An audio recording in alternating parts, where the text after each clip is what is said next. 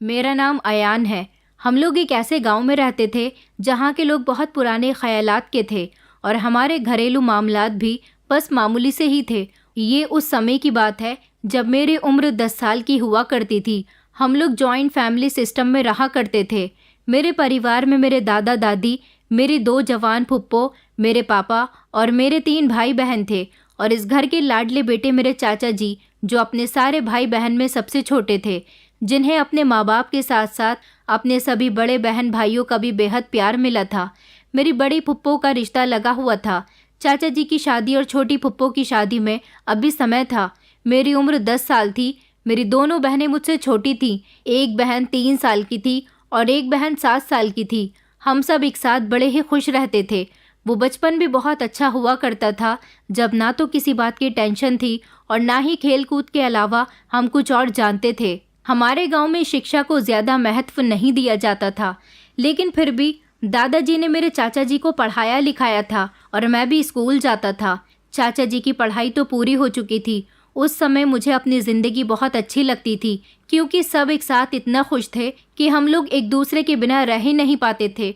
उस समय मेरा बचपन था। मैं उस घर का इकलौता पोता था। इसीलिए सब लोग मुझे भी मेरी बहनों के साथ साथ बहुत प्यार करते थे। और फिर एक दिन हमारे घर में कुछ ऐसा होने लगा जिससे हमारे घर की सुख शांति खराब होना शुरू हो गई थी। मेरी बड़ी फुप्पो का रिश्ता जो कि लगा हुआ था, उनकी मंगनी कर दी गई थी और फिर उनकी शादी की तारीख भी फिक्स हो गई थी। मेरी दोनों फुप्पो बहुत समझदार थीं। दोनों ही कभी घर से बाहर नहीं निकली थीं। ये शादी सभी घर वालों की मर्जी के मुताबिक हो रही थी। हमारे गांव में कोई भी लड़की या लड़का अपनी मर्जी के मुताबिक शादी नहीं कर सकते थे, क्योंकि हमारे गांव में मोहब्बत करने वालों का अंजाम बहुत बुरा होता था। अगर कोई अपनी पसंद भी अपने माँ बाप के आगे जाहिर करता तो उसको खामोश करवा दिया जाता था। इसलिए हमारे पूरे गांव में कोई लव मैरिज नहीं करता था। इस दौरान मेरी बड़ी फुप्पी की मंगनी वाले दिन मेरे चाचा जी के लिए गाँव से ही एक रिश्ता आया था। दादाजी अभी तो चाचा जी का रिश्ता नहीं लगा सकते थे, क्योंकि उन्हें पहले चाचा जी से बड़ी अभी एक और बेटी की शादी करनी थी। लड़के वालों का कहना था कि उन्हें हमारे चाचा जी पसंद आ गए हैं, क्योंकि मेरे चाचा जी बहुत अच्छे स्वभाव के इंसान थे। वो लोगों की हमेशा मदद किया करते थे। फुप्पो की मंगनी हो जाने के बाद सब लोगों के बीच बैठकर यही डिस्कशन होना शुरू हो गया था कि क्या किया जाए। लड़की वाले थे कि मेरे चाचा जी को पसंद कर बैठे थे और इधर दादाजी अभी उनकी शादी नहीं करना चाहते थे। दादी ने उस लड़की को देखा था। वो लड़की बहुत अच्छी थी और दादी को तो वो पसंद आ गई थी। दादी जी का कहना था कि हम लोग ऐसा करते हैं कि पहले रिश्ता फिक्स कर देते हैं और उसके बाद जब दोनों बेटियां अपने घरों की हो जाएंगी तब अपने छोटे बेटे की शादी कर देंगे। मगर ऐसा नहीं हो सका, क्योंकि जब चाचा जी को ये बात पता चली कि दादा दादी उनका रिश्ता तय करने वाले हैं, तो चाचा जी ने साफ इनकार कर दिया था। उन्होंने कहा था कि मैं अभी शादी नहीं करना चाहता। दादाजी ने और घर के बाकी सब लोगों ने उनको यही समझाया था कि अभी तुम्हारी शादी थोड़ी ना कर रहे हैं, पहले तुम्हारी दोनों बहनों को उनकी ससुराल का कर देंगे, उसके बाद तुम्हारी शादी करेंगे। अभी तो सिर्फ तुम्हारा रिश्ता तय हो रहा है। लड़की वाले तुम्हारे स्वभाव से बहुत इम्प्रेस हुए। लड़की भी बहुत सुंदर है। लड़की के पिता गांव के इज्जतदार आदमी हैं। तुम्हें तो ऊपर वाले का शुक्रिया अदा करना चाहिए कि तुम्हारा रिश्ता खुद हमारे घर चलकर आया है। हम लोग मामूली से लोग हैं, जहाँ रिश्ते खुद घर चलकर आते हैं। ऐसे में हमें रिश्तों को अहमियत देनी चाहिए। मगर चाचा दादाजी की तो किसी भी बात को मानने के लिए तैयार नहीं थे। वो बार बार यही कह रहे थे कि वो अभी अपना रिश्ता भी फिक्स नहीं करवाना चाहते। मगर जब वो ज़्यादा जिद करने लगे तो दादा और दादी जी ने इस बात का अंदाज़ा लगा लिया था कि कहीं मेरे चाचा जी किसी लड़की को पसंद तो नहीं करते, वो अपनी मर्ज़ी के मुताबिक तो शादी नहीं करना चाहते। ये सोच आने पर उन लोगों के दिल कांप उठे थे, क्योंकि वो जानते थे कि इस गाँव में मोहब्बत करने वाले का क्या अंजाम होता है। वो अंजाम सिर्फ उस लड़का लड़की को ही नहीं, बल्कि उनकी पूरी पीढ़ी को भुगतना पड़ता है। दादाजी ने फौरन ही चाचा जी से बात की और उनसे कहा कि अगर कोई बात है जिस वजह से तुम ये शादी नहीं करना चाहते, इस लड़की के साथ अपना रिश्ता नहीं करना चाहते, तो हमें बता दो, ताकि बदनामी होने से पहले ही हम उस चीज़ का हल निकाल लें। चाचा जी ने जब अपनी माँ के मुँह से ये बात सुनी तो वो वजह बता ही दी थी जिसकी वजह से वो रिश्ते से इनकार कर रहे थे। उन्होंने कहा था कि मैं गांव की एक लड़की से बहुत प्यार करता हूं, उसे बहुत पसंद करता हूं और उसी के साथ शादी करना चाहता हूं। दादी जी ने चाचा जी से कहा कि तुम पागल तो नहीं हो गए हो? तुम जानते हो कि हमारे गांव में मोहब्बत करना कितना बड़ा जुर्म है। कोई भी इंसान अपनी मर्जी से शादी नहीं कर सकता। उसकी मर्जी वही होगी जो उसके माँ बाप की मर्जी होगी। तुम हमारे गांव के उसूलों के खिलाफ जा रहे हो। मगर चाचा जी कहने लगे कि शादी तो मैं उसी लड़की से करूँगा। चाचा जी के इतना ही कहने पर दादी ने उन्हें ढेर सारी बातें सुनाई थी और उनसे कह दिया था कि तुम जिस लड़की के सपने अपनी आंखों से देख रहे हो, उस लड़की को भूलकर जहाँ पर हम तुम्हारी शादी करवाना चाहते हैं वहाँ के लिए तैयार हो जाओ। अब हम तुम्हारी और तुम्हारी बहन की शादी जल्दी ही करवा देंगे। हम नहीं चाहते कि तुम्हारी वजह से हमारी बदनामी हो। हम गरीब लोग ज़रूर हैं, मगर हमारी इस गांव में बहुत इज्जत है और ये इज्जत तुम्हारे बाप ने बड़ी मुश्किल से कमाई है। चाचा जी को उस समय अपने माँ की समझाई हुई सारी बातें बहुत बुरी लग रही थी। मोहब्बत से रोकने वाला हर वो इंसान बुरा लग रहा था जो उनकी मोहब्बत के बीच में आ रहा था। चाचा जी कुछ भी करके इस लड़की से शादी करना चाहते थे जिसे वो पसंद करते थे, लेकिन ऐसा मुमकिन नहीं हो सकता था।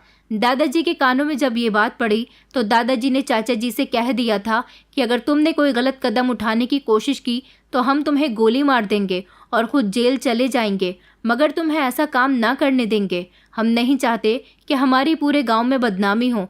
दादा ने चाचा जी के सामने हाथ जोड़ लिए थे और यही सब कुछ मेरे पापा ने भी उनको समझाया था, मगर चाचा जी किसी भी बात को सुनने के लिए तैयार नहीं थे। वो बहुत गुस्से में रहने लगे थे। उनका व्यवहार बहुत अच्छा रहता था। वो बहुत अच्छे व्यवहार के इंसान थे, लेकिन जिस दिन से उन्होंने अपनी मर्जी के बारे में घर में बताया था, घर की सुख शांति तो जैसे ख़त्म ही होती जा रही थी। सब लोग चाचा जी को एक गलत कदम उठाने से पहले ही बहुत समझा रहे थे, लेकिन चाचा जी किसी की सुनने के लिए तैयार ही नहीं थे, क्योंकि सब लोग जानते थे कि चाचा जी के गलत कदम उठाने से हमारे परिवार में क्या होने वाला है। चाचा जी किसी भी हाल में अपने घर वालों की मर्जी के मुताबिक शादी करने के लिए तैयार नहीं थे। वो लगातार मना किए जा रहे थे और कह रहे थे कि अगर मेरी शादी किसी ने ज़बरदस्ती उस लड़की के साथ करवानी चाहिए तो मैं घर से भाग जाऊंगा। इस बात पर दादाजी ने भी कह दिया था कि अगर तुम इस घर से निकलकर चले गए तो हम तुम्हें कभी वापस नहीं आने देंगे। इस घर में कभी तुम्हारे लिए कोई जगह नहीं रहेगी। तुम हम सबके लिए मर जाओगे। चाचा जी चाहते थे कि उनके घर के संबंध भी ख़त्म न हो और उनको उनकी मोहब्बत भी मिल जाए। चाचा जी ने बहुत कोशिश की, मगर ऐसा पॉसिबल ही नहीं था। तो फिर ऐसा कैसे हो सकता था कि चाचा जी की शादी उनकी मर्ज़ी के मुताबिक हो जाए। जब उनकी बात किसी ने नहीं मानी तो चाचा जी ने वो कदम उठाया जो उन्हें नहीं उठाना चाहिए था। चाचा जी घर से गायब हो गए। घर वालों को लगा कि चाचा जी अपने काम से गए हुए हैं, मगर वो तो वापस ही नहीं आए। लेकिन फिर गांव में एक और शोर मचने लगा था कि गांव की एक लड़की भाग गई थी। लड़की के पिता और उसके भाई हमारे घर के दरवाजे पर आकर खूब हंगामा कर रहे थे। उनका कहना था कि हमारी बेटी तुम्हारे बेटे के साथ भाग गई, बताओ तुमने अपने बेटे को कहाँ भेजा है। उन लोगों का शोर इतना ज़्यादा था कि हम तीनों छोटे छोटे भाई बहन बुरी तरह से डर रहे थे। उस समय हम नहीं जानते थे कि आखिर घर में हुआ क्या है, मगर इतना ज़रूर जानते थे कि अब और ज़्यादा बुरा होने वाला है। माँ ने हम तीनों को गले से लगा लिया था। घर के बाहर बहुत शोर शराबा हो रहा था। मेरे पापा और दादाजी गांव के लोगों को समझा समझा कर थक गए थे कि उन्हें खुद को भी नहीं पता कि वो कहाँ चले गए। दादाजी को चाचा जी से ये उम्मीद नहीं थी कि वो इतना बड़ा कदम उठा सकते हैं। और फिर चाचा जी के जाने के बाद एक एक करके हमारी ज़िंदगी में परेशानियां आनी शुरू हो गईं। फुप्पो जिनकी मंगनी हो चुकी थी, उनके ससुराल वालों ने भी उनसे रिश्ता ख़त्म कर दिया। गांव वालों ने हमें तंग करना शुरू कर दिया।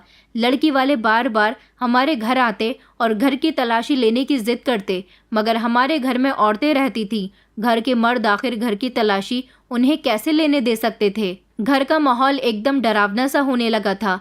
लड़की के परिवार वालों ने हमारे परिवार पर हमला बोलना शुरू कर दिया था।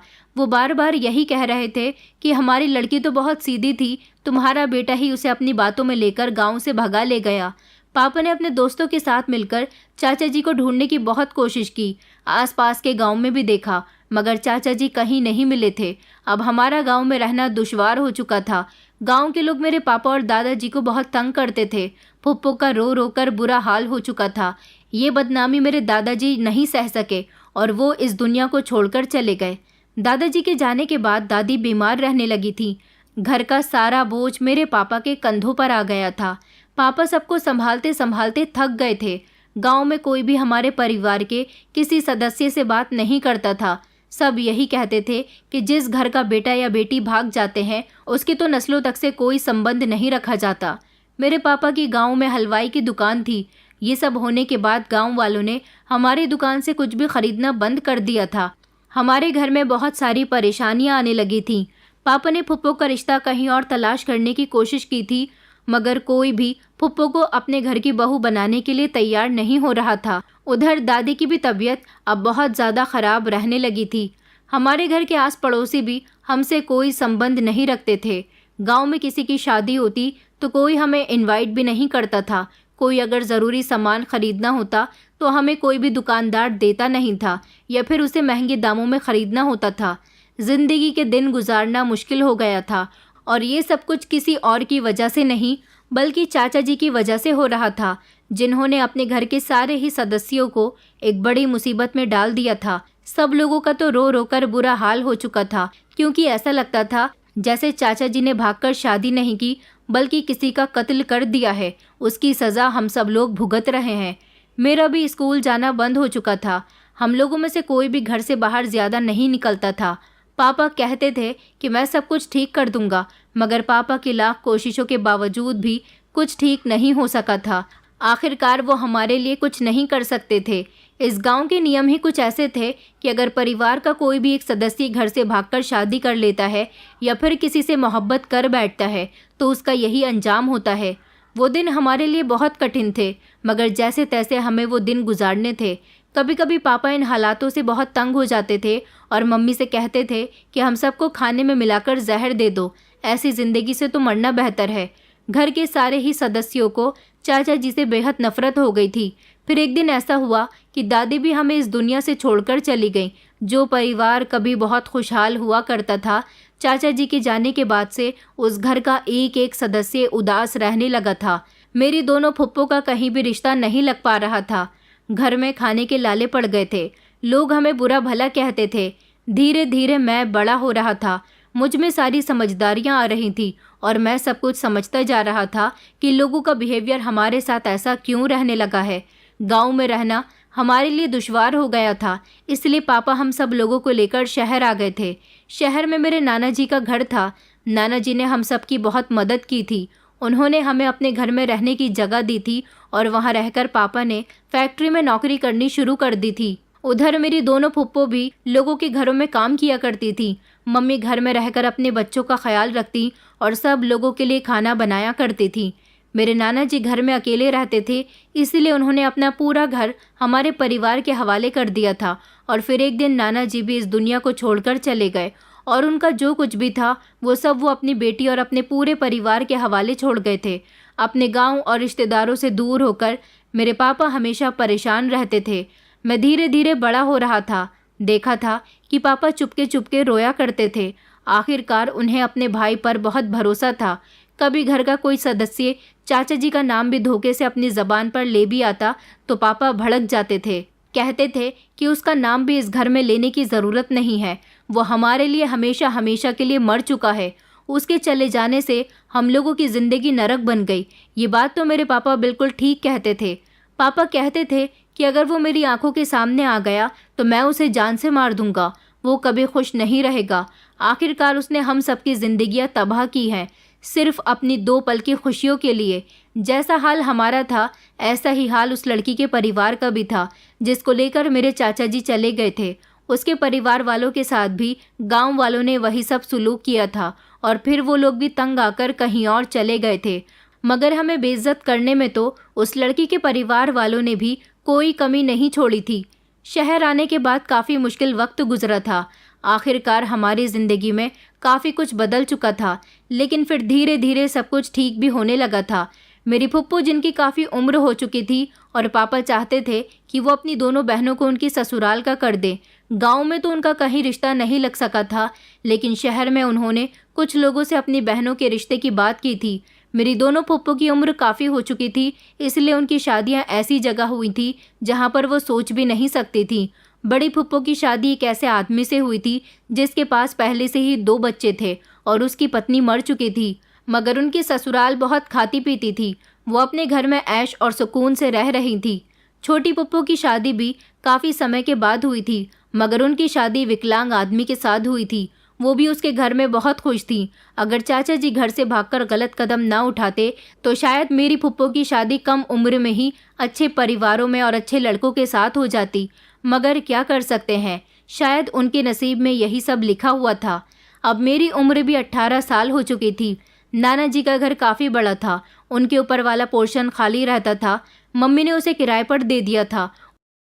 उसका जो भी किराया आता था उस किराए से हर महीने मेरी मम्मी मेरे और मेरी बहनों के स्कूल की फीस जमा करती थी और इस तरह मेरी पढ़ाई पूरी हुई थी। हम लोग कभी वापस पलटकर गांव नहीं गए। आखिर वहां जाते भी कैसे? गांव वाले कभी हमें दोबारा गांव में घुसने ही नहीं देते। हमारा घर भी गांव वालों के कब्जे में आ गया था। हम अपना सब कुछ खो बैठे थे। मैंने तो ठान लिया था कि मैं इतना कामयाब बन जाऊंगा, जो हमने खोया है वो सब कुछ दोबारा से लौट कर हमारी ज़िंदगी में आ जाएगा।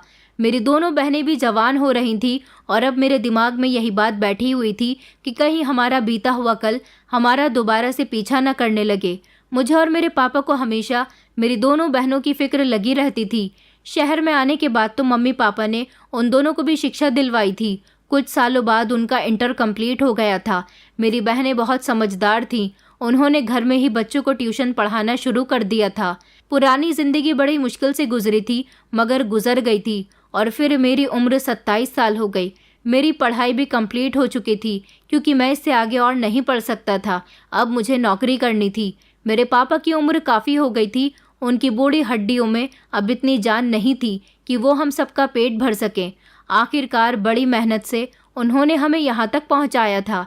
एक दिन मैं अपनी जॉब इंटरव्यू के लिए जल्दी जल्दी भागता हुआ बस स्टेशन पर जा रहा था। तभी अचानक रास्ते में मेरी टक्कर एक लड़की के साथ हो गई। मेरे हाथ में मेरी फाइल थी और उस लड़की के हाथ में उसकी बुक्स थीं, जबकि वो कंधे पर बैग डाली हुई थी। शायद वो अपने स्कूल जा रही थी। मैं उसकी आंखों में देखता रह गया था। वो बेहद खूबसूरत थी मगर वो बड़ी घबराई हुई थी और ज़मीन में बैठकर अपनी सारी बुक समेटने लगी, जबकि मैं भी जल्दी से होश में आया और अपने सारे डॉक्यूमेंट अपनी फ़ाइल में रखने लगा।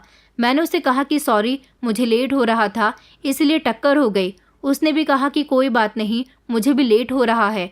ये कहकर वो लड़की जा चुकी थी। जबकि मैं अपने डॉक्यूमेंट सेट कर रहा था, मैंने देखा कि उस लड़की के कुछ पेपर्स धोखे से मेरे डॉक्यूमेंट की फाइल में आ गए थे, मगर उन डॉक्यूमेंट्स में एक फ़ोटोग्राफ भी था। इस फोटोग्राफ को देखकर तो मेरे पैरों तले से ज़मीन निकल गई थी, क्योंकि ये एक फ़ोटो फैमिली फ़ोटो था और इस फ़ोटो में जो परिवार मुझे नज़र आ रहा था उसने मेरे होश उड़ा दिए थे।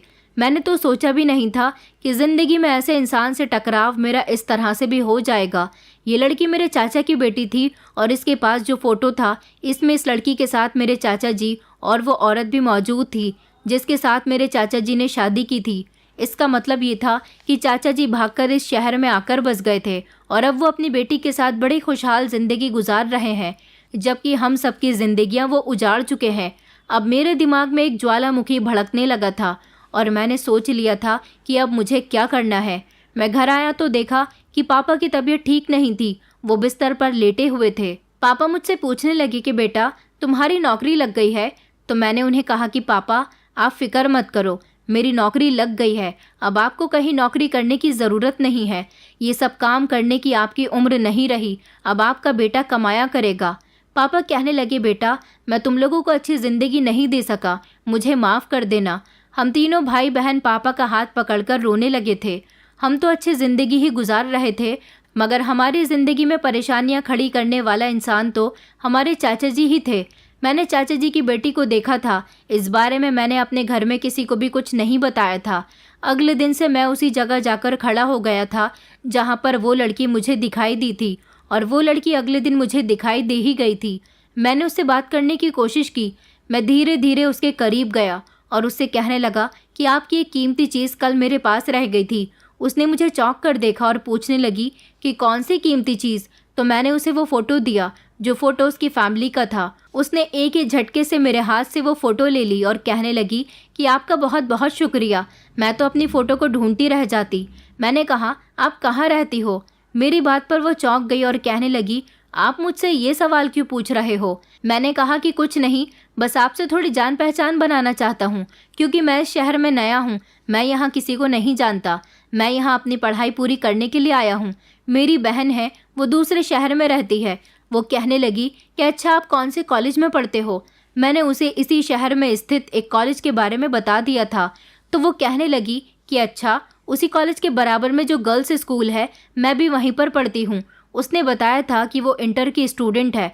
अब धीरे धीरे हम दोनों की मुलाकात बस स्टॉप के पास होने लगी थी, क्योंकि जिस बस से मैं अपने ऑफिस जाता था उसी बस से वो लड़की अपने कॉलेज जाती थी। उससे जान पहचान बढ़ाने के लिए मैंने उस पर अपना ध्यान देना शुरू कर दिया था और कुछ भी करके मुझे उससे दोस्ती करनी थी। हम दोनों हर रोज़ बस स्टॉप पर मिलने लगे थे, इसलिए हम दोनों की बातचीत भी होने लगी थी और फिर धीरे धीरे हम दोनों ने एक दूसरे का मोबाइल नंबर भी शेयर कर लिया था। उस लड़की ने मुझे अपनी फैमिली के बारे में बताया था। उसका नाम सकीना था। मैंने सकीना के मुंह से धीरे धीरे उसकी फैमिली के बारे में सारी सच्चाई उगलवा ली थी। उसने मुझे बताया था कि उसका जन्म इसी शहर में हुआ था। वो अपने माँ बाप की इकलौती बेटी है। वो लोग उससे बहुत प्यार करते हैं। अब हम दोनों काफ़ी अच्छे दोस्त बन गए थे। हम दोनों की दोस्ती बहुत गहरी हो गई थी। सकीना का इंटर कंप्लीट होने वाला था। सकीना उम्र में मुझसे पूरे 10 साल छोटी थी। कम उम्र की लड़कियों को अपनी मोहब्बत के जाल में फंसाना बड़ा ही आसान होता है, और फिर ऐसा ही हुआ था। मैं सकीना को अपनी मोहब्बत के झांसे में बड़ी आसानी से ले सका था। सकीना मेरी मोहब्बत की दीवानी हो चुकी थी। मेरे बिना अब उसका ना तो दिन गुजरता था और ना ही रात होती थी। मैंने उसे अपनी पहचान छुपाई हुई थी। उसे अपना नाम भी अयान से फराज बताया था और कहा था कि इस दुनिया में मेरे पेरेंट्स नहीं हैं, सिर्फ मेरी एक बहन है जो दूसरे शहर में रहती है और उसकी भी शादी हो चुकी है। मैं यहाँ पढ़ लिख कर अच्छी नौकरी करना चाहता हूँ। एक दिन मैंने सकीना से कहा था कि सकीना, मैं तुम्हारे घर रिश्ता भेजना चाहता हूँ, मगर वो कहने लगी कि अभी तो मैंने यूनिवर्सिटी में सिर्फ एडमिशन लिया है, मेरे पेरेंट्स मेरी शादी इतनी जल्दी नहीं कर सकते। मैंने कहा, एक बार तुम अपने पेरेंट्स को मेरे बारे में बताओ तो सही। सकीना कहने लगी, मैं पक्का कह रही हूँ, मेरे पेरेंट्स इतनी कम उम्र में मेरी शादी नहीं करेंगे। अगर मैं उनसे शादी की बात करूँगी तो उनका सपना टूट जाएगा। आखिरकार वो चाहते हैं कि मैं पढ़ लिख कर कामयाब बनूँ। भला ऐसी उम्र में मैं शादी की बातें करती हुई अच्छी नहीं लगूंगी। मैंने उसे इमोशनली ब्लैकमेल किया और कहा कि क्या तुम मुझसे प्यार करती हो? तो उसने कहा कि हाँ, मैं तुमसे बहुत प्यार करती हूँ। मैंने कहा, तो फिर मेरी खातिर तुम इतना नहीं कर सकती? मैं भी तुमसे बहुत प्यार करता हूँ। अगर तुम मुझे ना मिली तो मैं मर जाऊँगा। सकीना कहने लगी, मगर ऐसा पॉसिबल नहीं है। अभी तो तुम्हारी नौकरी भी नहीं लगी है, तुम्हारे आगे पीछे भी कोई नहीं है। मेरे पेरेंट्स हम दोनों के रिश्ते के लिए नहीं मानेंगे। मैंने कहा था कि सकीना, तुम कुछ भी करके हम दोनों की शादी की बात करो। मेरी बहन मेरे लिए रिश्ता तलाश कर रही है। अगर मेरी शादी कहीं और हो गई तो मैं जिंदा नहीं बचूंगा। मेरी बात सुनकर सकीना बहुत परेशान हो गई थी। 2-3 दिन तक मैंने सकीना से कोई बात नहीं की थी। उससे कहा था कि तुम्हें कुछ भी करके अपने मम्मी पापा से मेरे बारे में बात करनी ही होगी। इधर मैं धीरे धीरे अपने प्लान में कामयाब होता जा रहा था। सकीना ने अपने पेरेंट्स से जब मेरे बारे में बात की और उनको मेरे बारे में बताया तो सकीना के पेरेंट्स ने इस रिश्ते से साफ इनकार कर दिया था। मैं जानता था कि ऐसा ही होगा। सकीना के पेरेंट्स ने उससे मोबाइल छीन लिया था। मैं उसके कॉलेज की एक फ्रेंड को जानता था। आखिरकार मुझे उसको पटाते हुए 7 महीने गुजर गए थे। मैं उसके बारे में काफ़ी कुछ जान चुका था। उसकी दोस्त को मैंने मेरा मैसेज देकर उसके घर भेजा था। वो सकीना के घर चली गई और उसने चोरी चुपके मेरी बात सकीना से मोबाइल पर करवा दी थी। सकीना कह रही थी कि मैं तुमसे बहुत प्यार करती हूँ। मेरे पेरेंट्स ने मुझ पर बहुत पाबंदी लगा दी है। उनका कहना है कि हम तुम्हें इस लड़के से मिलने नहीं देंगे।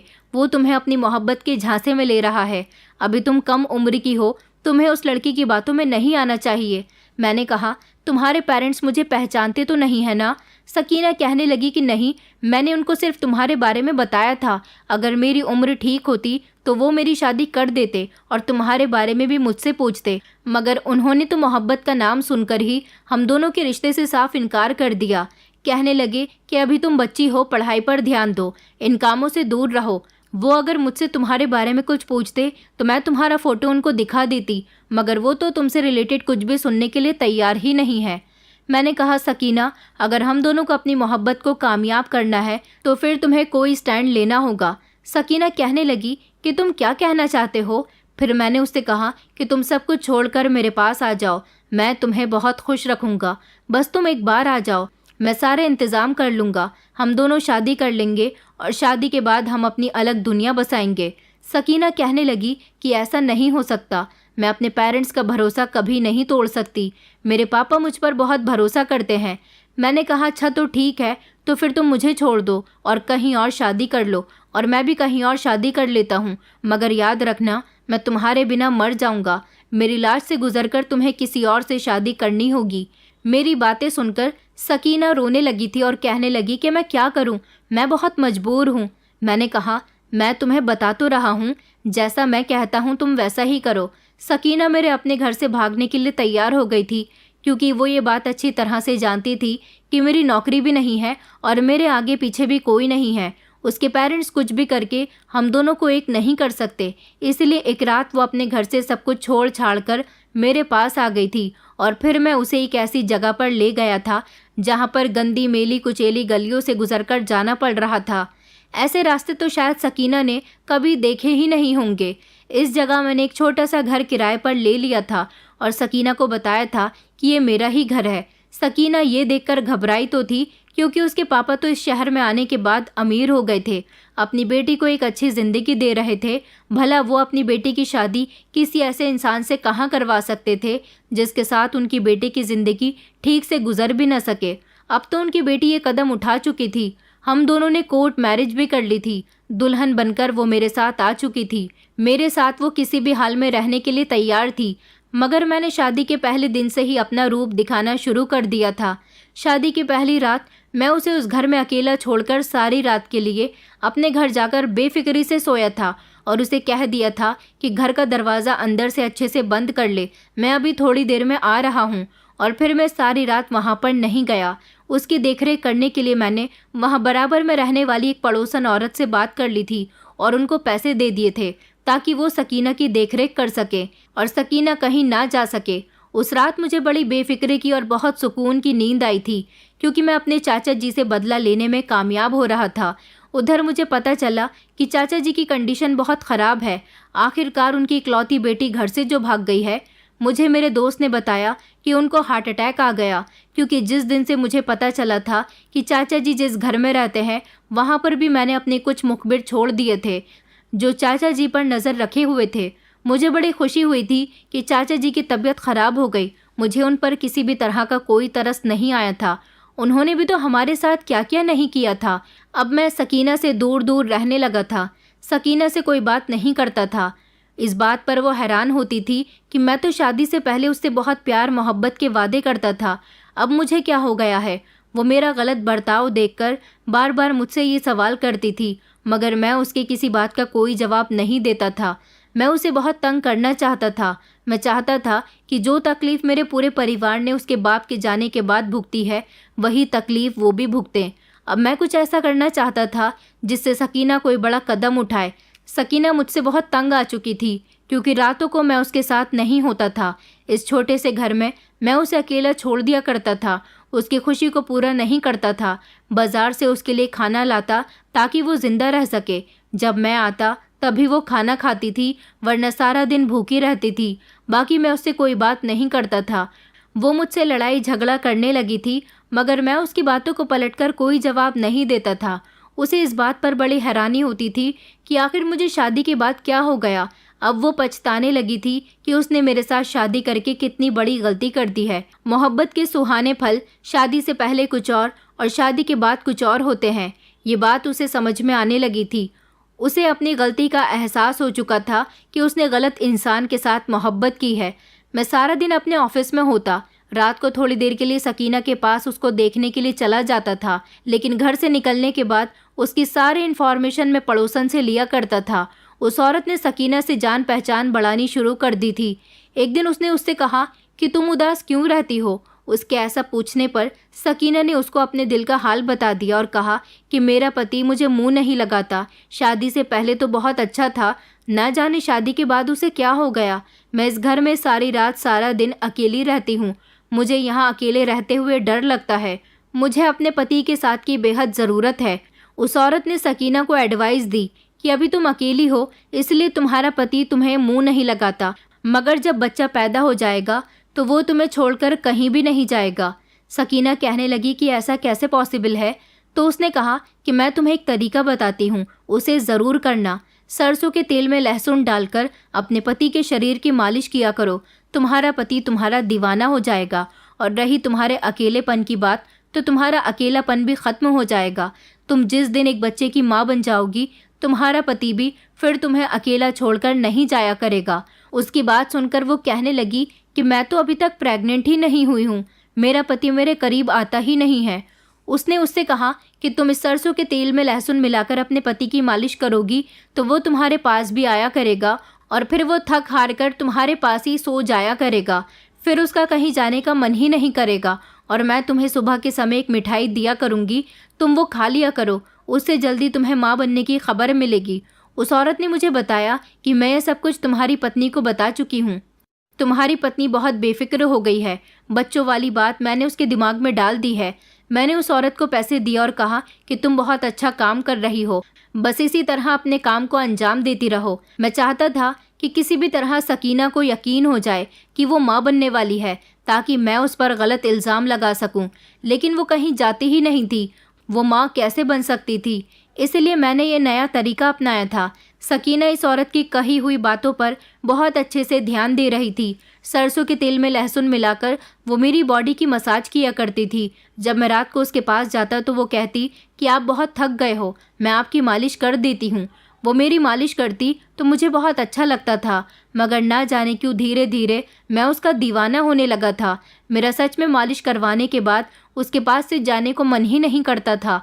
मैंने सोचा कि कहीं मैं उसकी मोहब्बत में गिरफ्तार ना हो जाऊं, इसलिए मैं बहुत ज़ोर ज़ोर से चीखता था और कहता था कि मुझे बहुत जलन हो रही है, ये तुमने मेरी बॉडी पर क्या लगा दिया। वो डर जाती थी और कमरे के बाहर निकल जाती थी। सारी रात वो बाहर आंगन में बैठकर ही गुजारा करती थी। इससे उसे तकलीफ भी पहुंच रही थी और मेरा भी काम आसान हो रहा था। पड़ोसन उसे एक तरह की मिठाई भी खिलाया करती थी। दरअसल ये केमिकल की मिठाई होती थी, जिससे सकीना का पेट धीरे धीरे फूलने लगा था और सकीना को लगने लगा था कि वो प्रेग्नेंट है। सकीना अपना पेट देखकर बहुत खुश हो रही थी। ये बात क्लियर करने के लिए कि वो प्रेग्नेंट है या नहीं, उसने पड़ोसन को अपना पेट दिखाया तो पड़ोसन ने उसके दिमाग में ये बात डाल दी थी कि तुम प्रेग्नेंट ही हो, तुम्हें ऊपर वाले ने खुशी दे दी है। उसने जब मुझे इस बारे में बताया तो मैंने उसके मुंह पर एक ज़ोरदार थप्पड़ मार दिया था। मैंने कहा कि जब तुम्हारे और मेरे बीच में कोई ऐसा रिश्ता ही नहीं बना तो फिर ये बच्चा मेरा कहाँ से हो सकता है? ये बच्चा आखिर किसका है? किसके साथ तुमने अपना मुंह काला किया है? वो मुझे बहुत सफाई दे रही थी। वो उस औरत को भी बुलाकर लाई जिसने ये सारे टोटके उसको करने के लिए कहे थे, मगर उसने इनकार कर दिया और कहने लगी कि मैंने तो इसे कुछ भी नहीं बताया, ये लड़की झूठ बोल रही है। क्या पता इसके पेट में किसका पाप पल रहा है और ये इल्ज़ाम मुझ पर लगा रही है। इस तरह से सकीना को तंग करने में मैं और भी कामयाब हो रहा था। अब मैं सकीना को हमेशा बुरा भला कहने लगा था। सकीना बहुत परेशान हो गई थी, उसकी हालत बहुत ख़राब हो गई थी। उसकी आंखों के नीचे काले घेरे पड़ गए थे और सेहत भी बहुत कमज़ोर हो गई थी। सकीना को यकीन हो गया था कि उसने जिस इंसान पर भरोसा करके उसके साथ शादी की, उसके साथ उसकी ज़िंदगी तबाह हो गई। एक दिन मैं पड़ोस वाली औरत के घर में उसको पैसे देने के लिए गया था, क्योंकि मैं इस औरत से पैसों पर काम करवा रहा था। मेरा काम भी अच्छा चल रहा था। मेरी काबिलियत देखते हुए ऑफिस वालों ने मेरा प्रमोशन भी कर दिया था और इधर मैं सकीना और उसके परिवार से भी बदला ले रहा था। मैं खुश था कि अब हमारी ज़िंदगी में काफ़ी सारी आसानी आ गई है। मैं खुशी खुशी उसे पैसे देने लगा और उससे कहा कि तुम बहुत अच्छा काम कर रही हो। एक दिन इन सब हालात से तंग आकर सकीना आत्महत्या कर लेगी और फिर उसकी लाश जब उसके बाप के पास जाएगी तो तब उसे अपनी गलती का एहसास होगा, जो उन्होंने कई सालों पहले की थी। वो औरत भी मेरे साथ साथ हंसने लगी। मैंने कहा सकीना बेचारी बार बार मुझे इस बात का यकीन दिला रही है कि वो मेरे ही बच्चे की माँ बनने वाली है, मगर उसे कौन बताए कि ना तो उसके पेट में बच्चा है और ना ही उस बेचारे ने किसी और के साथ मुंह काला किया है। उसे तो बेवजह की सज़ा दी जा रही है। ये कहकर हम दोनों ज़ोर ज़ोर से हंसने लगे थे, मगर मैंने देखा कि पड़ोसन के दरवाजे पर तो सकीना खड़ी हुई थी और वो हम दोनों की बातें खामोशी से सुन चुकी थी। जब सकीना मेरे करीब आई और उसने मेरा गिरेबान पकड़ लिया, कहने लगी, घटिया इंसान, तुमने मेरी ज़िंदगी ख़राब कर दी। आखिर तुमने मेरे साथ ये सब कुछ क्यों किया? मैंने तुम्हारा क्या बिगाड़ा था? सकीना की ये बातें सुनकर मुझे उस पर गुस्सा आया और मैंने उसे एक तरफ को झटका दे दिया। मैंने कहा, तुम ये बताओ, तुम घर से बाहर कैसे आई? मैंने तुम्हें घर से निकलने के लिए मना किया है ना? सकीना कहने लगी कि मैं काफ़ी दिनों से तुम पर नज़र रख रही हूँ। तुम इस औरत के यहाँ बहुत बहुत समय गुजारते हो। एक दिन मैं खिड़की में खड़ी हुई तुम्हें देख रही थी, मगर तुम घर से निकलने के बाद इस औरत के यहाँ चले गए थे और बहुत समय के बाद घर से निकले थे। तभी मुझे शक हो गया था कि ज़रूर तुम लोगों के बीच कुछ चल रहा है। मैंने सोचा कि आज मैं तुम्हारा पीछा करती हूँ और अपनी आंखों से देखूं कि तुम दोनों के बीच क्या चल रहा है और तुम दोनों रोज़ इतना समय एक दूसरे के साथ बातें करने में क्यों गुजारते हो। मगर आज जब मैं यहाँ आई तो मैंने अपने कानों से सब कुछ सुन लिया। बताओ तुमने मेरे साथ ऐसा क्यों किया? शादी और प्यार मोहब्बत के नाम पर तुमने मेरे साथ धोखा किया और तुम इसके साथ मिलकर मुझे बेवकूफ़ बना रहे हो। वो मुझे झंझोड़ झंझोड़ कर मुझसे पूछ रही थी। तभी मैंने उसके मुंह पर एक जोरदार थप्पड़ मार दिया और कहा, अगर तुम पूरी बात सुनना ही चाहती हो तो सुनो। दरअसल तुम्हारे पापा ने कई सालों पहले हमारे घर से भागकर शहर में आकर तुम्हारी मम्मी से शादी कर ली थी और तुम्हारी मम्मी भी उसी गांव की रहने वाली थी जिस गांव में हम लोग रहते थे। मैंने उसे हम लोगों के साथ होने वाले एक एक जुल्म के बारे में सब कुछ बता दिया था। ये सब सुनकर सकीना को अपने कानों पर विश्वास नहीं रहा था। मैंने कहा कि अच्छा हुआ आज तुम्हें सारी सच्चाई पता चल गई। वैसे भी मैं ये शादी का नाटक करते करते तंग आ गया था। मुझे भी तुम्हारे साथ रहने का कोई शौक नहीं है। बस मैं तुमसे अपना बदला लेना चाहता था और मेरा बदला पूरा हो चुका है। मैं तुम्हें पिछले 1 साल से बहुत तंग कर रहा हूँ। मेरा मन भर गया। अब तुम जहाँ जाना चाहो वहाँ जा सकती हो। सकीना कहने लगी कि नहीं, मेरे मम्मी पापा ऐसा नहीं कर सकते। उन लोगों की तो अरेंज मैरिज हुई थी। मैंने कहा जाओ और अपने पापा से जाकर सच पूछो, वही तुम्हें सब सच बताएंगे। सकीना रोती हुई अपने घर चली गई थी। मैं भी उसके पीछे पीछे उसके बाप के यहाँ चला गया था। जब मैं वहाँ पहुँचा तो अपने चाचा को मैंने कई सालों के बाद देखा था। सकीना अपने पापा के गले लगकर फूट कर रोने लगी थी, जबकि उसके पापा ने उसे धक्का दिया और कहने लगे कि बगैरत लड़की कहाँ भाग गई थी। हमने तुझे बचपन से लेकर अब तक कितना प्यार दिया और तूने हमारे भरोसे को तोड़ दिया। सकीना अपने पापा के आगे रो रही थी। तभी मैं वहाँ पर पहुँच गया और मैंने कहा कि आपकी बेटी ने कुछ गलत नहीं किया। आपकी बेटी के साथ भी वही हुआ है जो कुछ साल पहले आप लोगों ने हमारे साथ किया था। मेरी बात सुनकर वो चौंक गए और कहने लगे कि तुम कौन हो? मैंने कहा मैं आपकी बेटी का पति हूँ और आपका भतीजा हूँ, अयान। जब मैंने उन्हें अपना नाम बताया तो वो चौंक गए, क्योंकि उन्हें अपनी आंखों पर विश्वास नहीं हो रहा था। मैं इतने सालों बाद उनके सामने भी आ सकता हूँ। उन्हें तो लगा था कि हम गांव में ही रहते होंगे। फिर मैंने उन्हें सब कुछ बताया और कहा कि आपने हम पर बहुत जुल्म किए। आपकी वजह से हम लोगों ने दर दर की ठोकरें खाई। आपकी वजह से दादा दादी इस दुनिया से चले गए, मगर आपने तो अपनी शादी करने के लिए हम सब की जिंदगियों को मुसीबत में डाल दिया। शुरू से लेकर अब तक की पूरी बात सुनने के बाद चाचा जी शर्मिंदगी महसूस करने लगे। मैंने कहा कि मैंने आपकी बेटी का इस्तेमाल करके आपसे बदला लिया है। आखिर आपको भी तो पता चले कि लव मैरिज करने के बाद घर से भागने वाले के पीछे उनके परिवार वालों को किन किन परेशानियों का सामना करना पड़ता है। आपने तो फिर भी अपनी बेटी के भागने के बाद उन परेशानियों का सामना नहीं किया जिन परेशानियों का सामना हमने और हमारे पूरे परिवार ने किया था। दादा दादी इस दुनिया से जा चुके हैं। आपकी दोनों बहनें जो शक्ल सूरत की अच्छी होते हुए भी ज़्यादा उम्र हो जाने की वजह से उनकी ऐसे ऐसे घरों में शादी हुई है जहां आप अपनी बेटी को भेजना भी पसंद नहीं करते। सकीना ने अपने पापा से सवाल किया, पापा क्या ये ठीक कह रहा है? पापा ने कहा कि हाँ बेटा, ये तुम्हारा कज़िन है, ये बिल्कुल ठीक कह रहा है। कुछ सालों पहले मैंने कुछ ऐसा ही किया था। सकीना ये सब सुनकर बड़ी हैरानी से अपने पापा को देख रही थी। चाचा जी मुझसे कहने लगे कि बेटा मुझे माफ़ कर दो, हमने तुम्हारे साथ जो कुछ भी किया, मगर हम दोनों अपनी मोहब्बत को कामयाब करना चाहते थे। हम दोनों के घर वाले ही हमारी शादी के लिए राज़ी नहीं हो रहे थे, क्योंकि हमारे गांव में ऐसा रिवाज ही नहीं है। मगर मैं क्या करता, मुझसे एक बहुत बड़ी गलती हो गई थी। तुम्हारी चाची प्रेग्नेंट थी और मुझे कुछ भी करके तुम्हारी चाची को अपनाना था। अगर मैं ऐसा नहीं करता तो सकीना को मार दिया जाता और सकीना की मम्मी की शादी किसी और से करवा दी जाती। इसलिए मैंने इतना बड़ा कदम उठाया और मैं भागकर यहाँ इस शहर में आकर रहने लगा था। तुम्हें क्या लगता है कि मैंने इतनी आसानी से ज़िंदगी गुजारी है? मैंने भी बहुत परेशानी भरी ज़िंदगी गुजारी है, तब जाकर मेरे हालात ठीक हुए। मगर मुझे एहसास है कि तुम लोगों के साथ बहुत बुरा हुआ होगा, लेकिन तुमने मेरी बेटी के साथ क्या किया? तुम उसे घर से भगा ले गए। मैंने कहा जी, मैंने भी वही किया जैसा आपने कुछ सालों पहले किया था। सकीना ने रोते हुए अपने पापा को बताया कि आपकी गलती का नतीजा मैंने भुगता है। इसने मुझसे शादी सिर्फ और सिर्फ आपसे बदला लेने के लिए की। मैं जानती हूँ कि मैंने भी आपकी तरह गलत कदम उठाए, मगर मेरे साथ आपसे कई गुना बेहतर बुरा हुआ है। मेरा बदला पूरा हो चुका था। चाचा जी और उनकी बेटी को मैं काफ़ी हद तक तकलीफ दे चुका था। चाचा जी मुझसे हाथ जोड़कर माफ़ी मांग रहे थे और कहने लगे कि बेटा मुझे माफ़ कर दो, मेरी गलती की सज़ा मेरी बेटी को मत दो, मेरी बेटी को एक्सेप्ट कर लो, ये तुम्हारे निकाह में है, प्लीज़ इसके साथ गलत मत करो। मैंने कहा कि नहीं, मैं इसके साथ नहीं रहूँगा और ना ही मैं इसे आज़ाद करूँगा। मैं आपकी बेटी को अभी और तड़पाऊँगा। मेरी बात सुनकर चाचा जी कहने लगे कि नहीं नहीं बेटा, ऐसा मत करना। ये कहकर मैं अपने घर चला आया था। अगले दिन चाचा जी अपनी बेटी के साथ हमारे घर के दरवाजे पर खड़े हुए थे। उन्होंने मेरे घर का एड्रेस निकलवा लिया था, मगर इतने सालों बाद अपने छोटे भाई को देखकर पापा को गुस्सा तो बहुत आया था। पापा उनसे कोई बात नहीं करना चाहते थे। उन्होंने अपना मुंह फेर लिया था, लेकिन जब चाचा जी ज़बरदस्ती अपने भाई के पैरों में गिर गए और उनसे गले लगकर अपनी सारी गलतियों की उन्होंने माफ़ी मांगी, तो मेरे पापा का दिल पिघल गया था।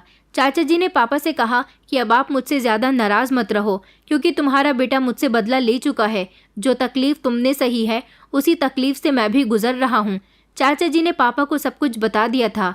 पापा तो ये बात सुनकर चौंक गए थे, क्योंकि मेरे पापा जो पहले चाचा जी को बहुत बुरा समझते थे, अब उनको सामने देखकर उनके दिल में मोहब्बत उमड़ पड़ी थी। आखिरकार वो बड़े थे और बड़ों का हक तो छोटों को माफ़ करना होता ही है। लेकिन जब चाचा जी ने मेरी सारी बातें पापा को बताईं, तो पापा को इस बात पर बहुत गुस्सा आया था। पापा ने कहा था कि बेटा, तुमने इस बच्ची के साथ गलत करके अच्छा नहीं किया। आखिर इसमें इस बच्ची की क्या गलती थी? गलती तो इसके माँ बाप से हुई है। सकीना मेरे पापा के कदमों में बैठकर फूट फूट कर रो रही थी। सकीना कहने लगी कि प्लीज़ ताऊ जी, मेरे पापा को माफ़ कर दीजिए, मैं सारी ज़िंदगी आपकी एहसानमंद रहूँगी। उसकी बात पर पापा ने चाचा जी को माफ़ कर दिया था। सकीना अपने पापा से बहुत नाराज़ थी, लेकिन फिर वक्त के साथ साथ सब कुछ ठीक हो गया। ऊपर वाले ने सबके दिलों में मोहब्बत डाल दी। इतना सब कुछ होने के बाद भी धीरे धीरे सब कुछ ठीक हो ही गया। सकीना और मेरा एक रिश्ता था, मगर वो अभी भी अपने पापा के घर है, क्योंकि अभी मैंने खुलकर सकीना को एक्सेप्ट नहीं किया। मैं उससे शादी नहीं करना चाहता था, मैं तो सिर्फ उससे बदला लेना चाहता था। लेकिन उसके साथ रहते रहते मुझे कहीं ना कहीं थोड़ी थोड़ी उससे मोहब्बत हो गई। हम दोनों के पेरेंट्स ने फिर तय किया कि जब हम दोनों एक दूसरे के साथ नहीं रहना चाहते तो हम दोनों को अलग कर दिया जाए। लेकिन ना जाने क्यों अलग होने के नाम से मेरी रूह कांप उठी थी और मैंने मना कर दिया कि मैं सकीना से अलग नहीं होना चाहता। और फिर इस तरह हम दोनों एक हो गए थे। अब हम दोनों की फैमिली के बीच किसी भी तरह की कोई मिसअंडरस्टैंडिंग नहीं है। दोनों ही परिवार एक दूसरे के साथ मिल गए। लेकिन अब काफ़ी हद तक बहुत कुछ बर्बाद हो चुका है, मगर अब क्या कर सकते हैं। सारी ज़िंदगी तो हम किसी से नाराज़ नहीं रह सकते, और फिर तब जब सामने बदला लेने वाला इंसान हमारा कोई गैर नहीं बल्कि अपना हो। अपनों से भला कोई कब तक दूर रह सकता है। ज़िंदगी में अच्छा बुरा वक्त तो आता जाता ही रहता है। शायद वो सब कुछ होना हमारे पूरे परिवार के नसीब में लिखा हुआ था, और उसकी वजह मेरे चाचा जी बन गए थे। पापा ने उनको माफ़ करके अपना दिल बड़ा किया और चाचा जी को उनकी गलती का एहसास हो गया। अपनों से कोई भी ज़्यादा समय तक दूर नहीं रह सकता, इसलिए किसी की बड़ी से बड़ी गलती को भी सही समय पर माफ़ कर देना चाहिए, ताकि और ज़िंदगियाँ तबाह ना हों। दोस्तों, उम्मीद करती हूँ आपको हमारी कहानी पसंद आई होगी। कहानी पसंद आई है तो वीडियो को लाइक करें, चैनल पर नए हैं तो चैनल को सब्सक्राइब करें, और हाँ, नोटिफिकेशन बेल को ज़रूर दबाएं ताकि अगली अपडेट सबसे पहले आपको मिले।